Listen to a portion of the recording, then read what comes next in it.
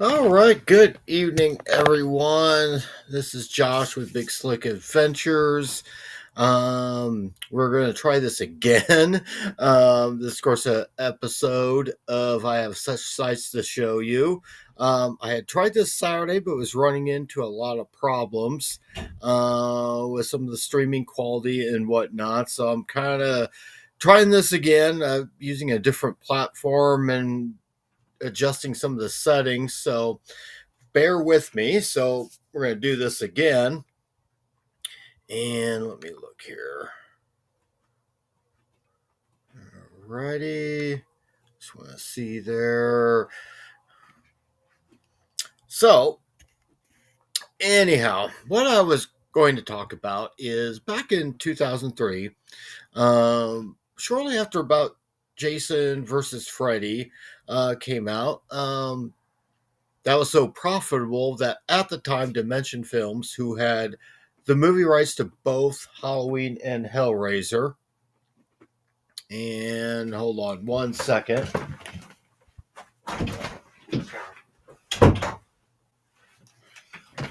Okay. Anyhow, um, they had the idea of, well, since um, that was such a success, why not do a crossover between Hellraiser and Halloween? And as the story went, um, they had approached Clive Barker, and he was interested in perhaps writing the script for it. And Carpenter was interested in directing it. I think it was a kind of a thing at that time. Both those two had pretty much moved away from their creations for the most part. But I think they were both interested in doing it just so they could work together, which would have been interesting to see John Carpenter and Clive Barker working together on a movie project. But for one reason or another, it didn't happen. I think a lot of it is that Mustafa Akkad, who owns all of Halloween, and of course now his son Malik Akkad owns it. They have to give the final stamp of approval, and I guess Mustafa Akkad just did not want to go down the road of being a crossover. So it never came to fruition. Now fast forward to about 20 years later, around January 2023, when I up and decided have the grand idea of wanting to become an author. And of course, I was like trying to think, well, what do I want to write about? And I thought, well, let me just have some fun with it. Let me write like a little fan fiction story, just if anything, just for practice more than anything. So I decided then, thinking back to knowing about that whole story, and given the fact that I'm a huge Hellraiser fan and I'm also a fan of Halloween, I thought I would pretty much write my version of what that story could have looked like had that happen. And if not, that anyone's going to come to me and ask me, "Hey, Josh, what's your idea of doing a Hellraiser Halloween crossover? What would that look like?" But so I went ahead. That was like pretty much the first story I ever wrote, and I titled it "Hell Comes to Haddonfield." And as far as like trying to come up with the idea of what the story could be, I knew right off the bat that I didn't want it to be like I didn't want a monster versus monster thing. I didn't want to do like Jason versus Freddy or Frankenstein meets the Wolfman or King Kong versus Godzilla. Instead, I decided, well, why not maybe have them on the same side? So Michael Myers, Pinhead, and the Cenobites are on one end, and then whoever my protagonists are would be, almost kind of like a big, massive fight there from the good guys on one side, bad guys on the other. So I knew I wanted to do that. I knew it'd be kind of complex a little bit because both Hellraiser and Halloween are different types of horror genres. Hellraiser certainly being more, I guess, supernatural, psychological, demonic horror, whereas Halloween's more or less a slasher, stalker type of horror. That does sometimes contain some supernatural elements in it, depending on which timeline you're following and all that. And of course, Hellraiser does occasionally have some slasher elements to it as well. So maybe there was something there that could be worked out. So basically, I said, well, let me figure out what the Hellraiser story is that I want to tell, and then what's the Halloween story I want to tell, and then like just find a way to bridge them together in a way that makes sense for the story. So I figured with the Hellraiser side of things, pretty easy. We're just going to go off the first four movies that came out. Those are really the true canon of the series. All four of those movies are fairly linear with each other for the most part. They're all linked to one another. I certainly wasn't going to spend any time shoehorning in any of the direct to video sequels because I consider them really most of them aren't really true Hellraiser movies anyway, with the exception of the reboot, but that's totally different things there. So I figured, well, I could go off of the events first of one and two, and maybe follow where Kirsty and Tiffany are going. Where have they been? I could take those two characters because I've always wondered, well, what happened to them after the end of Hellraiser 2? And I know Kirsty shows up in Hellraiser Hellseeker a lot later on in the direct-to-video era, but she's in it for about 15 minutes and didn't really do the character that great. I mean, she's great in it, as is Doug Bradley, but it could be we could do something different than that. And then, maybe somehow bring in the Joey character from Hellraiser 3, and then go into Hellraiser Bloodline, which I did want to incorporate the whole Le Marchand family line, the whole bloodline thing. Obviously, you can't really reference anything that happens in the third act of that movie because that happens, of course, in the future. So it hasn't even happened yet. So we would go to the past, but really look at that second act, in which case John Merchant is killed, but leaving behind his wife and young son, Jack. And I thought, well, it would be interesting, let's say, Merchant's wife, maybe she dies too at some point, leaving Jack an orphan. And since that part of the story took place in New York City and Hellraiser 3 took place in New York City, the character Joey being a reporter, it would make sense that maybe she would find out about the events and she herself could be a bridge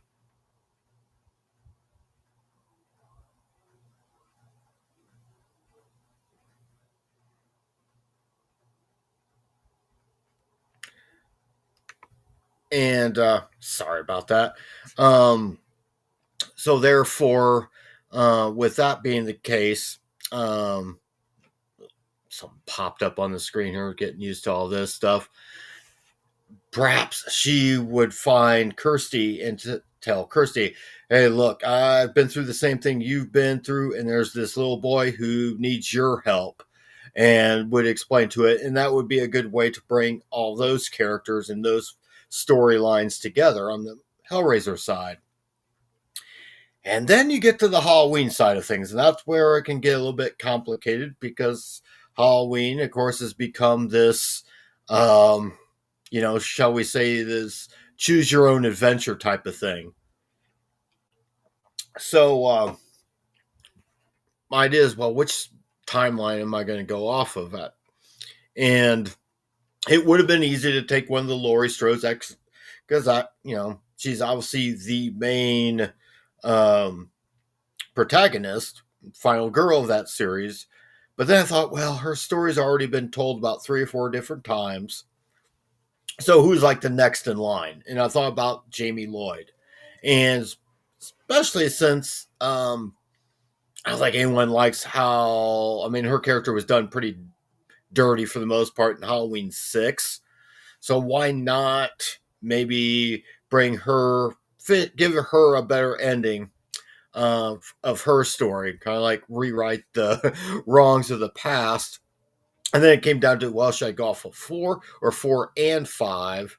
And because 5 turns out to be such a mess, particularly in the end, then I'm going to have to explain about the Man in Black and all that kind of all that horse shit that happened. Plus, like in Halloween 6 and Halloween 5, they kill off a character of Rachel too early in the movie. So maybe I could bring Rachel back as well. So what we could do is we can just go straight off the events of Halloween's 1, 2, and 4 and go from there. And so that was my idea. Well, okay, let's then trying to figure out how long in the future from Halloween 4 should we go. And I decided to go I thought 20 years was a good time because 20 years after that, which means the bulk of the story takes place in 2008. I think that's a good place to go to because you go much longer than that. And it's kind of like an issue I had with the newer Halloween films. 40 years is just too long, I think, to go from one movie to the other. And the sting and the trauma of what happened has kind of lessened almost too much. So I thought 20 years, it worked from Halloween H2O, so why not do it in this timeline? So the whole thing is it's been 20 years since the events of Halloween 4. Jamie's been in Smith's Grove this whole time, just like her Uncle Michael, been under the care of Dr. Loomis, and has gone silent and just kind of like stares off to the window. So there's that. There's that whole parallel. Is she becoming just like Michael, like her uncle, as it was suggested at the end of Halloween 4? Or is she going to emerge and fight back and become herself again? So that's kind of like my Halloween story there. So just then let's see how we can bring all these characters and these two franchises together. So anyhow, so I wrote this. So I'm just going to kind of like go from chapter to chapter and just give you, I'm not going to read the whole thing. I'll spare you the agony of that, but I can do a little bit of a breakdown of how I formulated this whole thing. So the whole thing starts off with the prologue at the very beginning, and this part of the book starts off with basically it's 1965 in Smith's Grove, so it's only about 2 years after Michael killed Judith, so he is still in Smith's Grove. And it's late one night. It's like October 30th, not quite midnight yet, hasn't quite turned Halloween yet. And of course, it's dark in the hospital. Everyone's asleep. There's only a small skeleton crew working the graveyard shift. But we see this doctor, this unknown doctor. He's a younger doctor walking the hallways of Smith's Grove. We don't know who he is yet. Kind of find out later on in the story. But he enters Michael's room. He introduces himself and says, I'm here to help you because I know, Michael, what's inside you. I know there's this evil and I want to help it grow, actually. So he hands Michael a box, the puzzle box, the lament configuration. Tells Michael, I'm going to step outside for a while and you try and solve that box and see if you can open it. So the doctor leaves the room and Michael does just that. He messes around with it and sure enough, it opens and here comes the Cenobites. And it's the OG Cenobites that we see in 1 and 2 because that would kind of make sense with it being 1965. So it's first we see Butterball and Shatterer. We see the female Cenobite and then finally Pinhead, who in the story I refer to as the Hell Priest.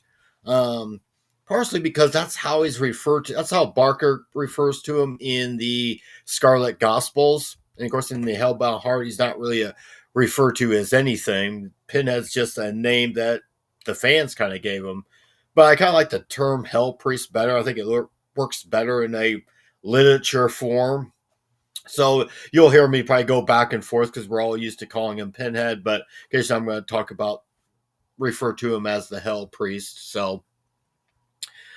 But right as the Cenobites are getting ready to do their thing, the Hell Priest calls him off, says, no, wait, this kid's pure evil, and our Lord, the Leviathan, has plans for him. So, big flash of light in the room, and the Cenobites disappear, Michael's unharmed, though we'll find out they did something else to him, which explains certain other things about Michael Myers later on.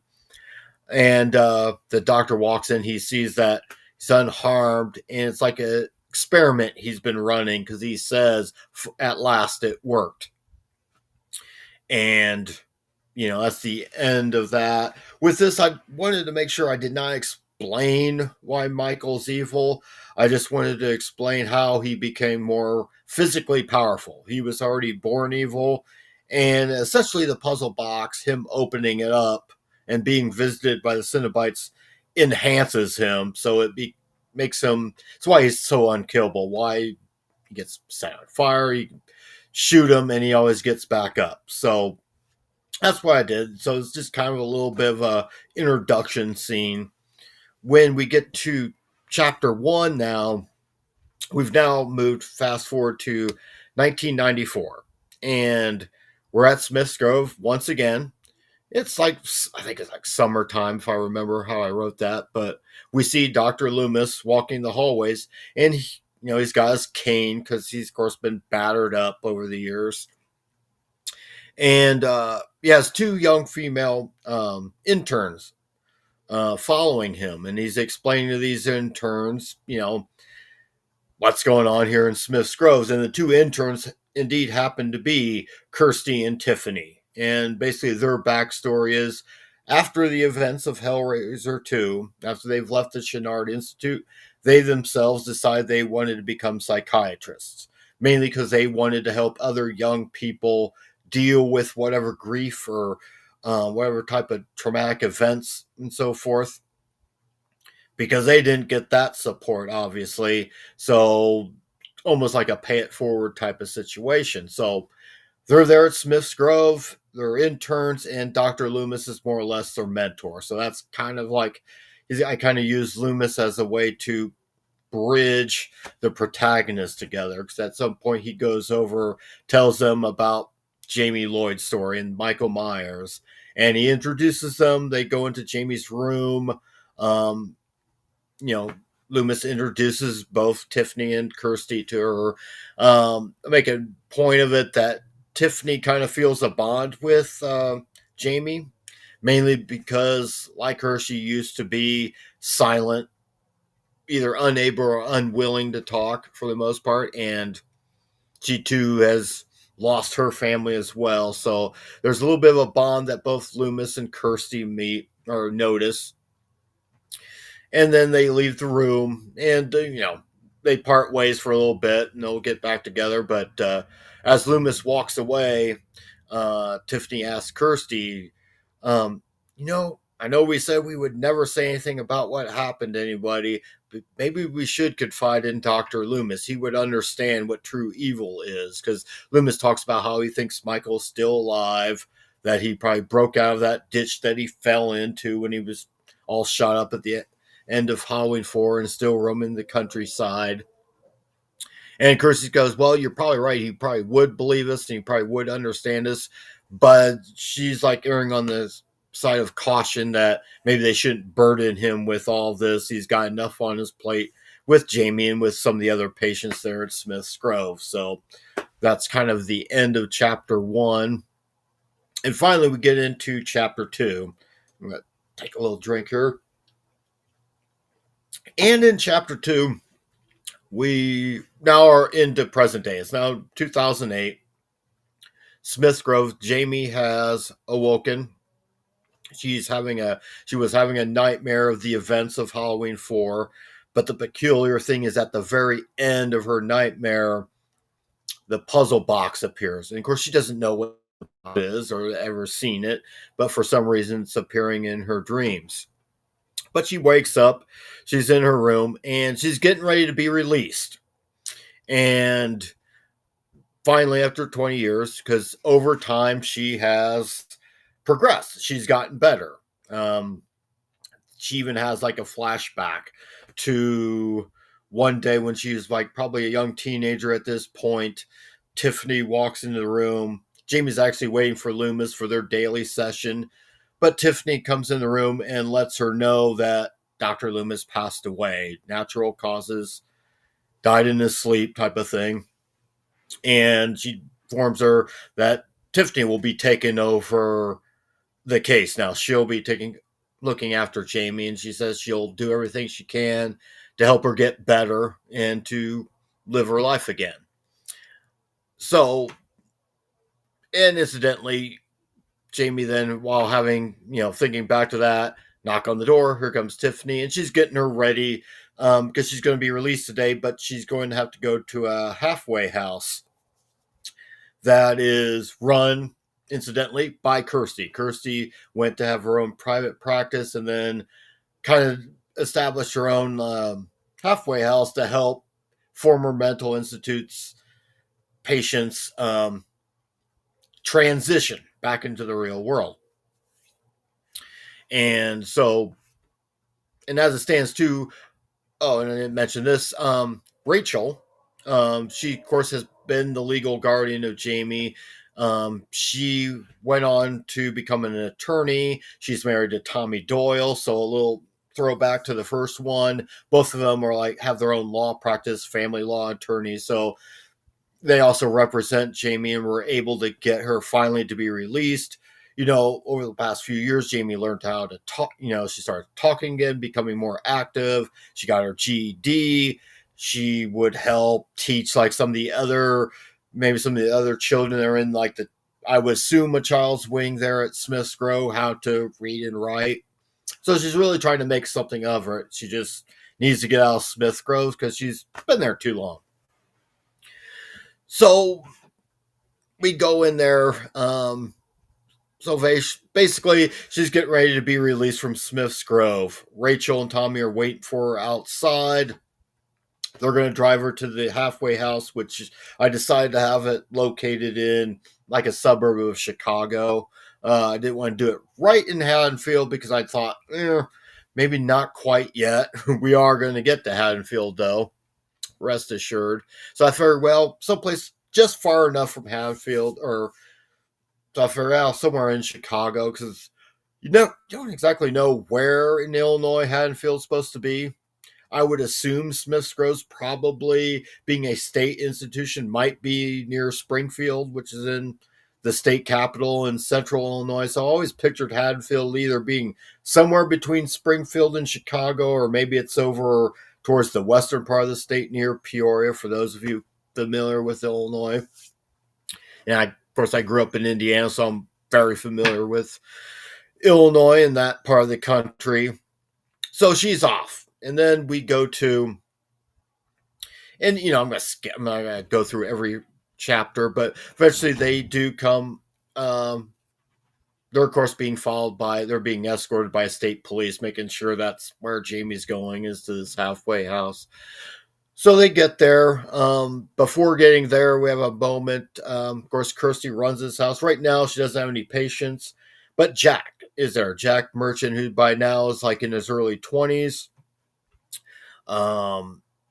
As his backstory goes, yes, as I alluded to earlier, his mother had passed away, depression, overdosing on drugs. And I did that just to, not because I hate that character or anything, but to help form it'd be easier for him to form a bond with Kirsty in a kind of a mother-son type of thing. So she eventually treats Jack for how to deal with the trauma and of course, obviously, since she's dealt with the exact same Cenobites and whatnot, she can relate to Jack and Jack can relate to her.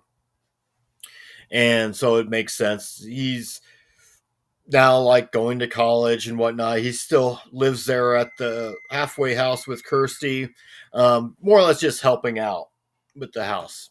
So then, Jamie and all of them arrive, and what happens then is, once again, it's just kind of a thing where everyone's getting to know each other. I kind of spent the first few chapters of these characters getting to get reacquainted with these characters, because we know the characters, but it's now been 21 years after the fact. And during this time, Rachel and Tommy, they talk about how they may move from Haddonfield and move into the Chicago area and reestablish their law practice, because all the family's gone, all their friends are gone for the most part. So, there is that scene there, and Kirsty, of course, tells him that she'll be take good care of Jamie. And there's a few scenes there where Jamie is bonding with Jack a little bit. Is one of the reasons I wanted to have almost Jamie to have kind of like a counterpart a little bit, someone kind of close to her age who's also been through some shit.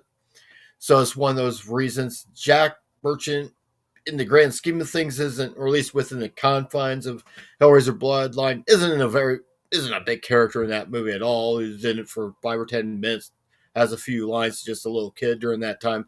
But I figured in the grand scheme of the whole Hellraiser mythology, he is kind of important because he does carry the bloodline, and eventually one of his ancestors will create the Elysium configuration, which will, of course, destroy the whole, Cenobites and all that, like we see in Hellraiser Bloodline. So, Rachel and Tommy head back to Haddonfield, and Jamie's just getting herself settled in. And all this, too, by the way, takes place over the course of about a week. This starts on like 1 week before Halloween, and then we don't go day by day, but we kind of skip around until we get closer to Halloween till shit hits the fan, shall we say.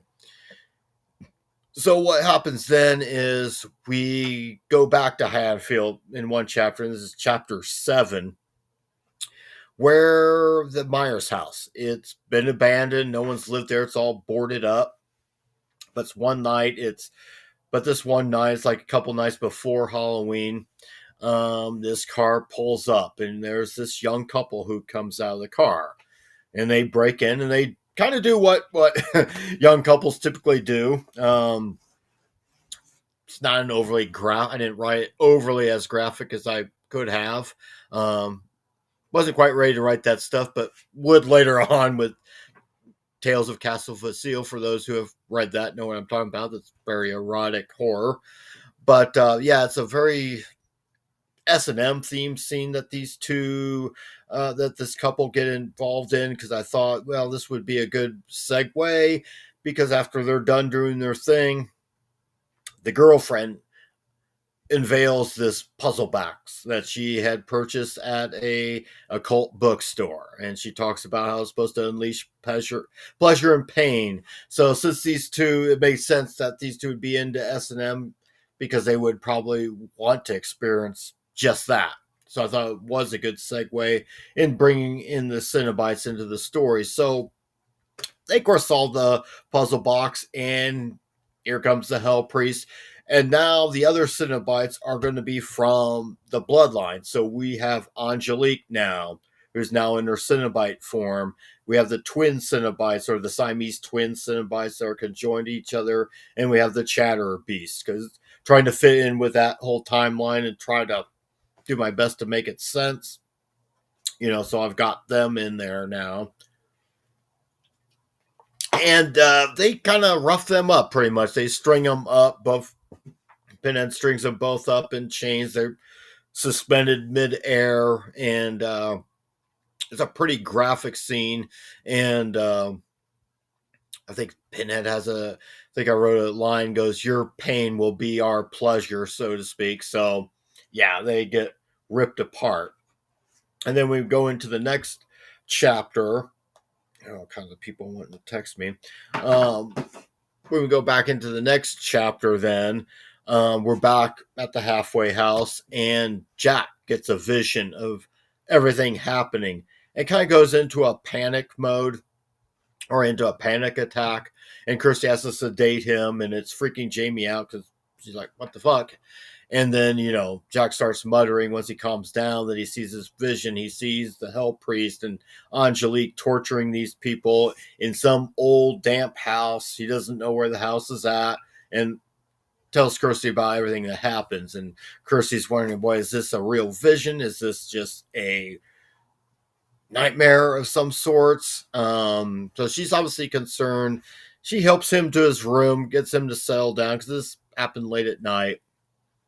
And then Kirsty has to explain to Jamie a little bit about, because Jamie asks, well, who's the Hell Priest? Who are the Cenobites? And, with a look, Kirsty tells Jamie, well, in short, they're demons from hell, and hell is what they want, so to speak. And so we have that. The next chapter, Jamie and Jack kind of like share each other's stories about what she went through with Michael Myers, what Jack went through with Pinhead and all that.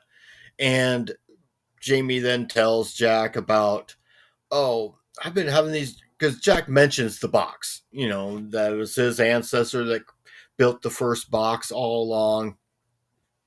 And and when Jamie hears this about this box, she's like, well, what does it look like? And Jack's describing it, and she's like, well, I've been seeing these same things in my dreams over the last couple months. And that's when Jack's like, gets suspicious. She goes, we better go talk to Kirsty. And she explains what she's seeing, and Kirsty brings out all the old books showing pictures of the box. She says, yes, that's it, and shows her pictures of both Elliot Spencer pre Hell Priest and then like drawings, and she hasn't seen them yet, so Kirsty's trying to figure out.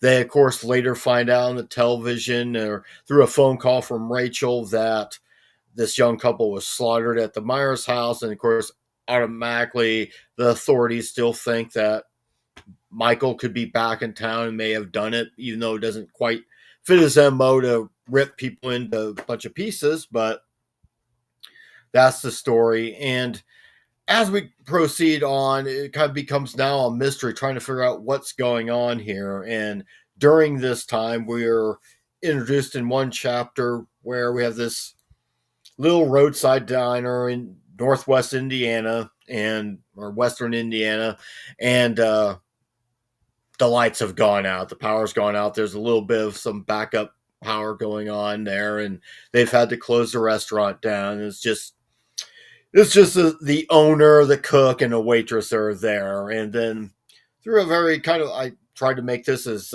creepy of a scene as I could. It's Michael Myers. He shows up mysteriously and just kind of kills them one by one very brutally, and the TV all of a sudden comes on, and it says they still don't know who's responsible for these murders at the Myers house, and it gets Michael's attention.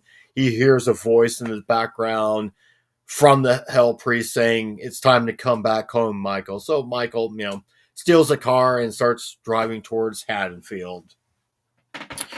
So to go further, Kirsty wants some information, more information about Smith's Grove and who might have been seeing Michael Myers. And Tiffany comes to the halfway house with a bunch of special files that were locked up. As it turns out, they've determined that during the few years that Michael was a kid there at Smith's Grove, that Dr. Chenard was also a doctor there at Smith's Grove before he started his Chenard Institute. Hence, that is the doctor from the prologue.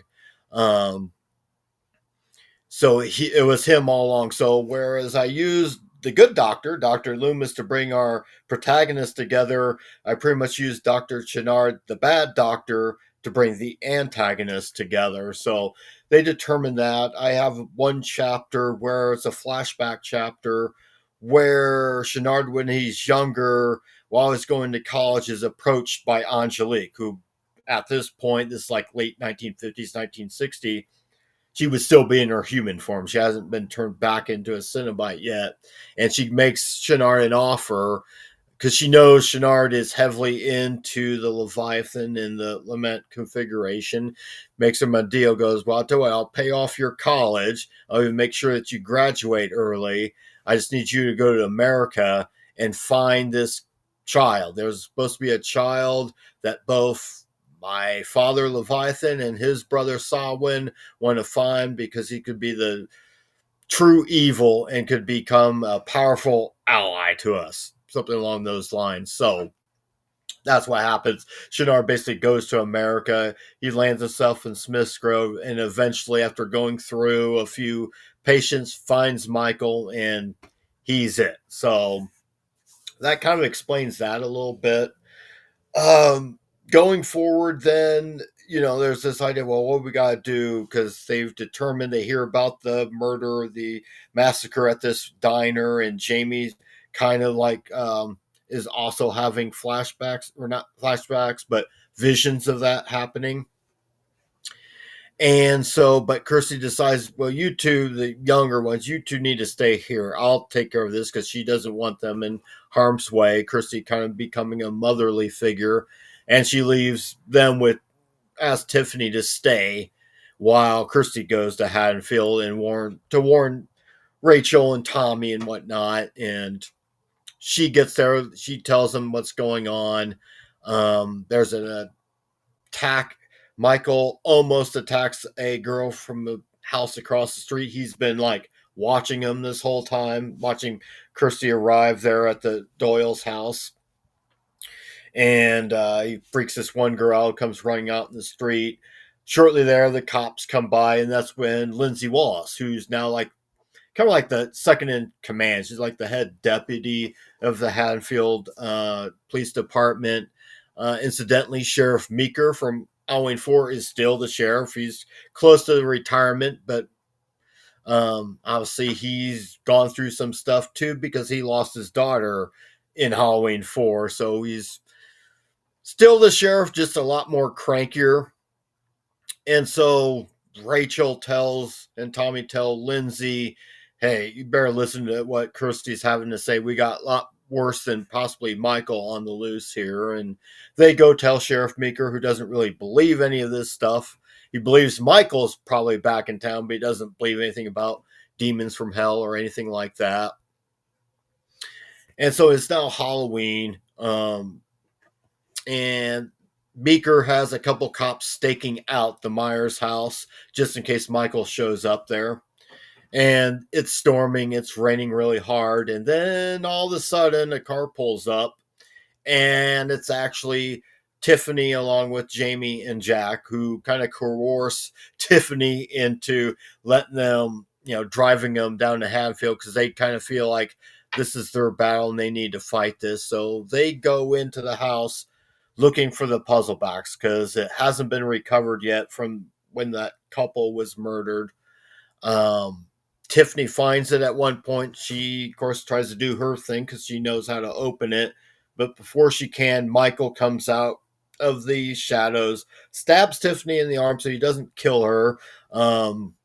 Tiffany tries to spray her with some pepper spray or whatever to blind him for a little bit. And then we have like a brief stare down between Michael and Jamie as she tries to get Michael's attention. And of course, this is the first time these two characters have seen one another in 20 years. Unfortunately, Michael gets a hold of the box, opens it again, and kind of opens a portal. Walls open up inside the Myers house, and that, of course, leads us into the labyrinth that we see in Hellraiser 2. In the interest of trying to save Tiffany from Michael, Jamie and Jack try and get his attention to get him to chase them, and all three of them go into the labyrinth. So Jamie and Jack have run in there, and Michael, doesn't run after him. Obviously, he's just walking his normal steady pace towards them. Shortly thereafter, cops show up. Some of the cops show up. Lindsay's there, her partner, a few other cops. Then, of course, Kirsty, Rachel, and Tommy are there. They go to Tiffany. She's okay now, but they're going to call an ambulance for her. Everyone notices that the walls have been separated, and Kirsty, of course, knows exactly what this is. So she decides she's going to go in there. Tommy and Rachel go with. Lindsay decides to get help for Tiffany and orders a couple of the other cops to go on in there with them. Shortly thereafter, Sheriff Meeker shows up, and of course, he doesn't really believe anything at first. They're now outside all the Myers house while everyone else is inside the labyrinth part inside the Myers house. And all of a sudden, we see the twin Cenobites show up. The Chatter Beast comes outside. Some of the cops try to go after him, but they get mauled by both of them. And I talk as a big fiery wall appears around the perimeter of the Myers house. So now no one can go inside now.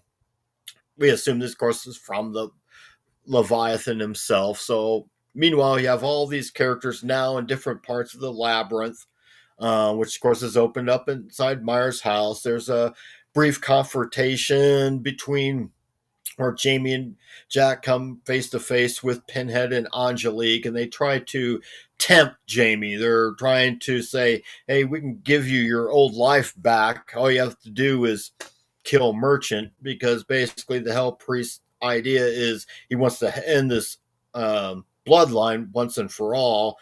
But at the same time, if they figure if they can corrupt Jamie, they will have themselves another Michael that they can use.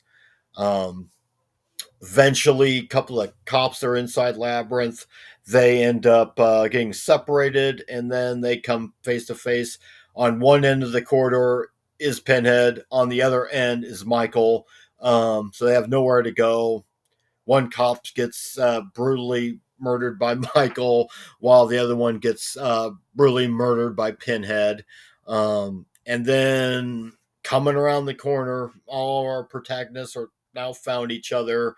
Kirsty, Rachel, Tommy Doyle, Jamie, and Jack. They come around the corner and they see both Pinhead and Michael.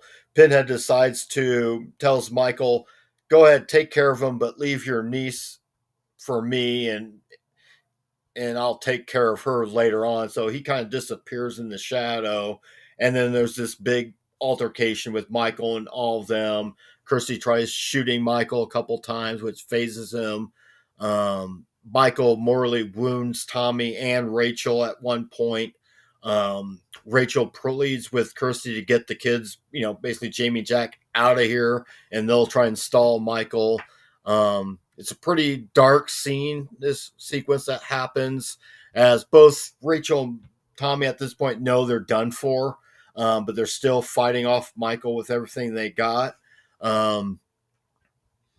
Eventually, Tommy tries to finish Michael off with a gun, but Michael grabs the gun and shoots Tommy in the head.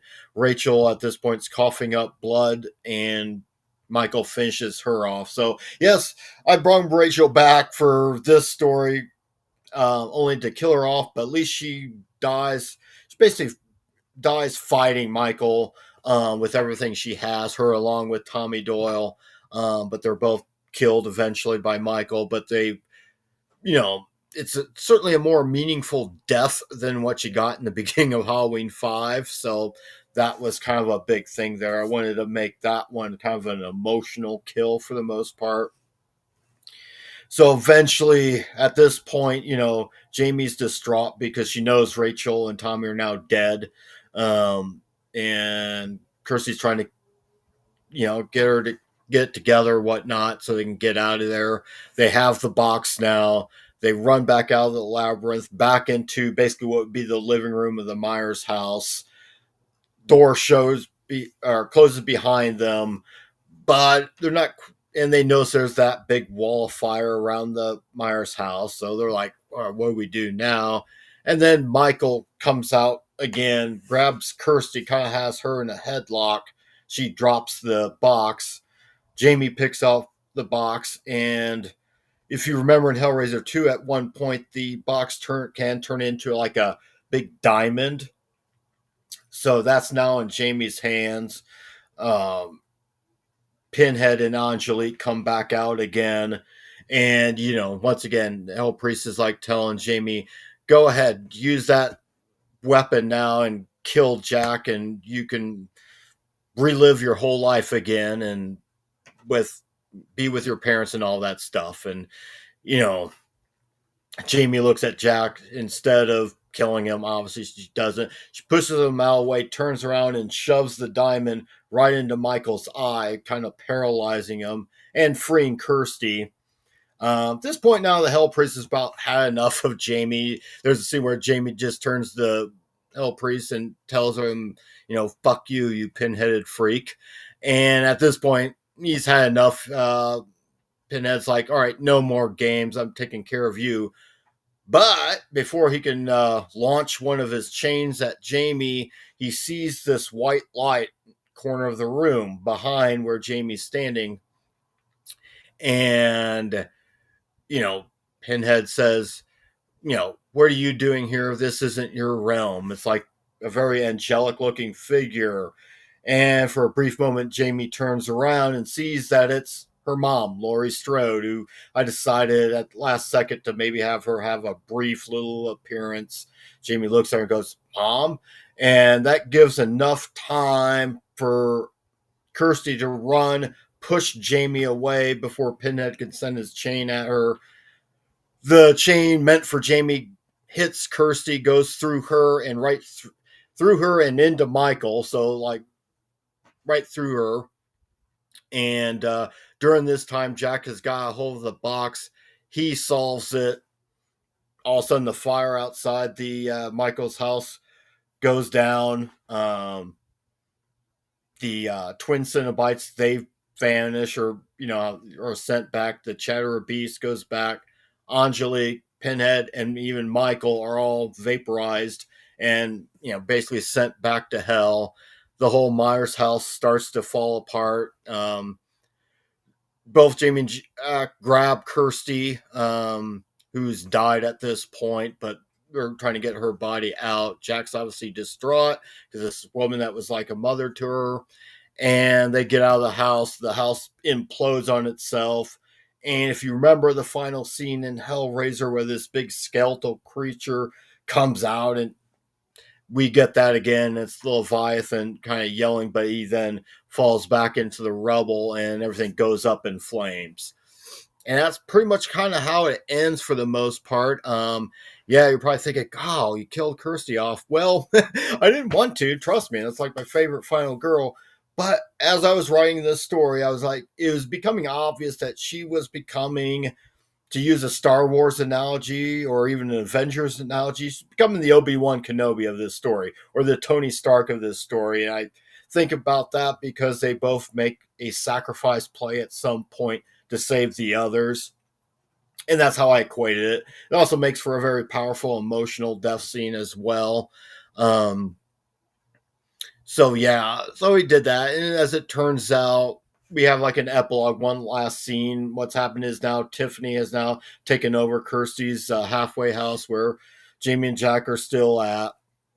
They have the box; they're locking it up in the safe, and they talk about how one day maybe an ancestor of his will eventually find a way to destroy these things.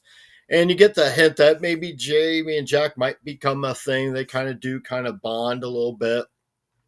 And then, just for shits and giggles, at the very end, they're paid a visit by two other people who are more or less expressing their condolences for Kirsty.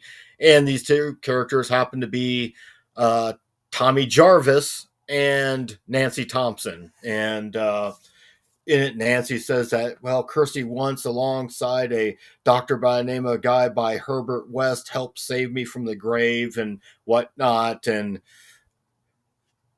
on and on and on. We wanted to pay our respects, but then Tommy Jarvis goes, yeah, but we really need your guys' help. End. So it just kind of just a little wink of a nod to a few other series. Of course, Herbert West, Jeffrey Combs' character in Reanimator, and then you bring in a couple of the main most notable final people in the Friday and the Nightmare, and obviously it leaves it open where I could expand on that universe if I ever decided to. I don't know if I will. I just kind of put that in there last second just as a fun little wink in the nod. So yeah, that's my story. Hell Comes to Haddonfield. If you're on my Substack page, on the Horror Hangout Substack page, I do have a section where I have it all written out from chapter to chapter. Let me think here. Yeah, so that's it. That was my idea for bringing those together. I figured, this is mainly my Hellraiser series of videos, but we are close to Halloween, so why not? Talk about that particular book. It's the first story I ever wrote before actually writing something original, something I can actually publish. But that was kind of the start of it all, and why not? Those are two great franchises, two of my favorite. It's kind of like Hellraiser's right here and Halloween's right here. Grant, both franchises have their share of duds in them, but the ones that I really like more than make up for the bad ones, is the way I look at it. So, yeah, so it looks like I'm using a different platform and having to readjust my things on my laptop because I was not having very good luck Saturday. Um, with the live stream. So that's why I'm doing this live stream tonight, kind of as a way to test things out because I will be having a big horror hangouts episode this Saturday evening at 6:30 Central Time. I've got a big group of guests, and we're going to be talking about our favorite movies to watch during the Halloween season that aren't called Halloween because that's kind of like a given. We're going to talk about some of our other favorite movies that we like to watch around this time of the season. So looks like I had a few people tune in. If you're out there, let me know. Does everything look good? Am I sounding good? Because this is my first time using this type of software. I'm using EV Mux this time instead of StreamYard.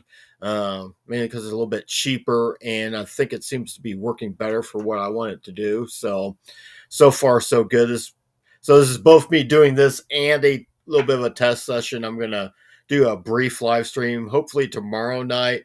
Have a few guests on. I'm probably just gonna shoot the shit for about 20 or 30 minutes just to make sure everything's working fine. But until then, just remember, no tears, please. Perfect waste of good suffering, and we will see everyone in my next episode. Like I say, Horror Hangouts comes back this Saturday night.